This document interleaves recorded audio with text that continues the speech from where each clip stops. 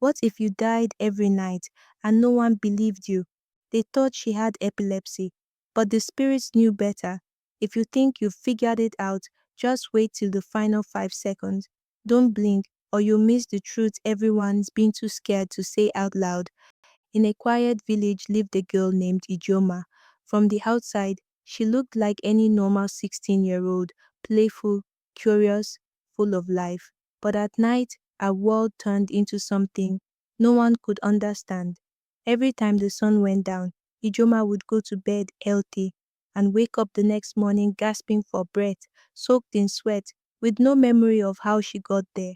She didn't know what was happening to her, but her grandmother, Mama Ozioma, did, and she had sworn never to tell. The villagers thought Ijoma was just sick.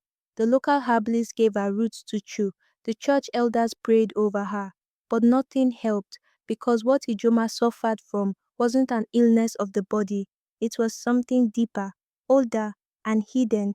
Each morning, her younger brother would find her shaking on the floor beside her mat. Her mother would rush in with a bowl of water, crying and praying, and her grandmother, she would sit silently in the corner, whispering something under her breath, with her eyes closed, every single time. At first, her family thought it was epilepsy. Then someone said it was a spiritual attack. But the truth was, even her parents were too afraid to admit what they had begun to suspect. Because each time Ijoma died in her sleep, a strange, sweet smell would hang in the house, like burning flowers. Something unnatural was happening, but Ijoma didn't know. All she knew was that she didn't want to sleep anymore. I'm scared, Mama, she whispered one evening after refusing her dinner. Her eyes had sunken, and she had stopped laughing like she used to. What if I sleep and don't wake up? Her mother hugged her tightly, but she couldn't promise safety anymore. Not when this had happened for 15 nights straight. Not when even the pastor, after laying hands on her, began stammering mid-prayer.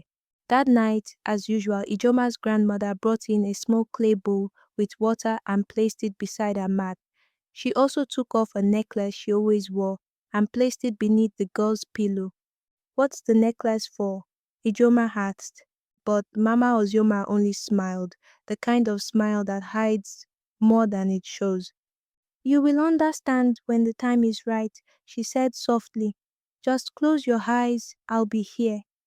Reluctantly, Ijoma lay down, heart pounding, but sleep took her quickly, like it always did, and soon the same thing happened. Her body went still, her breath stopped, her lips turned blue. She was dead, again, except this time was different because as her body lay lifeless in the room, her spirit opened its eyes somewhere else. She stood in a strange forest surrounded by glowing trees and voices that spoke without mouths. Her feet were bare, yet the ground didn't feel like dirt, and in front of her stood her grandmother, not old and bent like in real life, but young, tall, and strong, wearing white and gold. Welcome, the grandmother said. Ijoma stared, confused. Am I dead? In a way, the woman replied, but not fully. Where are we? What is this place? Mama Ozioma's voice echoed. This is the place between life and death. You've been here every night for weeks. You just never remembered until now. Ijoma's head spun. None of this made sense. Why me? She asked. Why is this happening? Her grandmother paused and then said the words Ijoma never expected to hear, because your real name is not Ijoma, it's Ijemdi, and you were born to complete something I failed to finish long ago. Before she could ask more, a loud shriek pierced the forest. The light around them began to shake. Shadows with no faces appeared at the edge of the trees, whispering her name.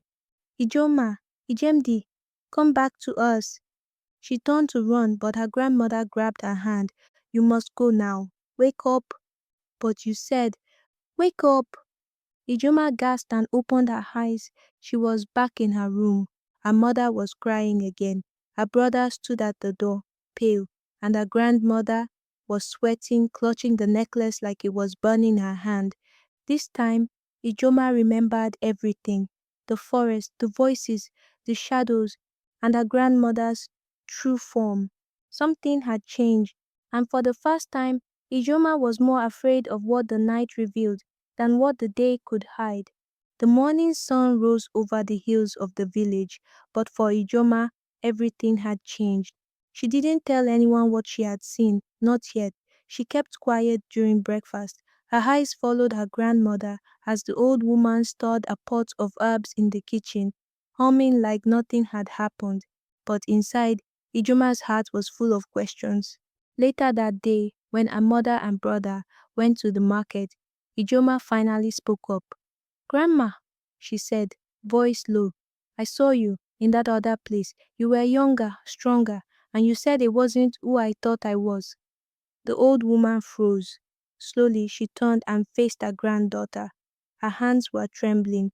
"I had hoped you wouldn't remember," she whispered. "But I did," Ijoma said, "and I want answers." There was a long silence. Then Mama Ozuma pulled out an old wooden box from beneath her mat. She opened it carefully. Inside were strange things: dried leaves, a black stone, and a faded drawing of a girl who looked exactly like Ijoma.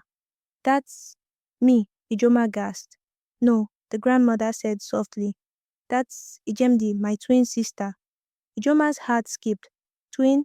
But I thought you were an only child." "I lied," the grandmother admitted. "We were born together, Ijemdi and I. But from birth it was clear she had a gift. Her laugh could heal the sick. Her tears could bring rain to the dry land. People worshipped her, called her the daughter of the moon." "So what happened to her?" Ijoma whispered. The grandmother's eyes darkened. "Jealousy happened. A group of women from the village who once admired her began to fear her. They said she was a witch, that no one should have that kind of power. One night, they followed her into the forest and they silenced her." Ijoma's lips trembled. "They killed her." Mama Ozioma nodded slowly, but her soul refused to rest. Before she died, she cursed the bloodline of the women who betrayed her. She said she would return one day and finish what she was born to do. "And now I'm her?" Ijoma asked. "No," her grandmother said carefully. "You're not her, but her soul passed through the family, through generation, until it found a body strong enough to carry the gift again. That body is yours." Ijoma's head was spinning. "So I die every night because her soul wakes up inside me." "Yes, but it's not complete yet," the old woman warned. "If the transformation finishes, Ijemdi will take over entirely, and you will disappear. What do I do then? How do I stop it?" "There's only one way," Mama Otsioma said, standing. "You must return to the place where it all began, where they buried her. And there, you must choose: give her peace or give her power." That night, under a blood-red moon, Ijoma followed her grandmother deep into the forest. They walked past the riverside, where no one fetched water anymore, and finally into a clearing where no grass grew and the air smelled of metal. "This is it," the grandmother whispered. "She lies beneath this earth." Suddenly, the air grew colder. Ijoma felt her heart pound. Her hands began to glow faintly. Her laughter, not her own, escaped her lips. "She's coming," Mama Ozuma said. "You have to decide now." A shadow rose from the ground. It looked like a woman, but not fully human. She had no face. Her hair floated like smoke, and when she laughed, the tree shook. "Ijemdi," Ijoma said. "Why me?" The spirit answered in a voice that was not a voice. "Because I was robbed, and you are my justice." "No," Ijoma said firmly. "You were betrayed, but I am not them. You carry their blood. I also carry yours," she replied. "I remember the laughter, the light, the joy. I want to bring that back, but not through revenge." The spirit paused. "You want to finish what I started?" it asked. "Yes," Ijoma said, "but in my own way." The spirit moved closer. "Then prove it." Suddenly the earth cracked, a blinding light shot upward, and Ijoma screamed as energy surged through her. Her body shook, her hands burned. She fell to the ground and woke up. She was home, but something was different. She felt calm, whole. The nightmares were gone. For the first time in weeks, she had slept peacefully. Her grandmother rushed in, eyes wide. Ijoma, Ijemdi, she said softly. I think we're both here now. From that day on, Ijoma discovered her gift. When she laughed, the birds would return to a dead tree. When she sang, dry throats became whole. The villagers began to talk, first in whispers, then in wonder. Soon people from nearby towns began to visit, bringing their sick, their blind, their broken, and Ijoma healed them, quietly, gently, with no pride, just purpose. But the women who had been descendants of those jealous souls, they felt threatened once more, and history, as it always does, began to repeat. But this time, Ijoma was ready. She wasn't just a girl, she was a girl who died every night and woke up with power. If this story gave you chills or made your heart beat faster, don't forget to like, share, and comment with the word reborn. So I know you stayed till the end. And if you want more stories with mystery, power, and African magic, subscribe now. The next one may just be your favorite yet.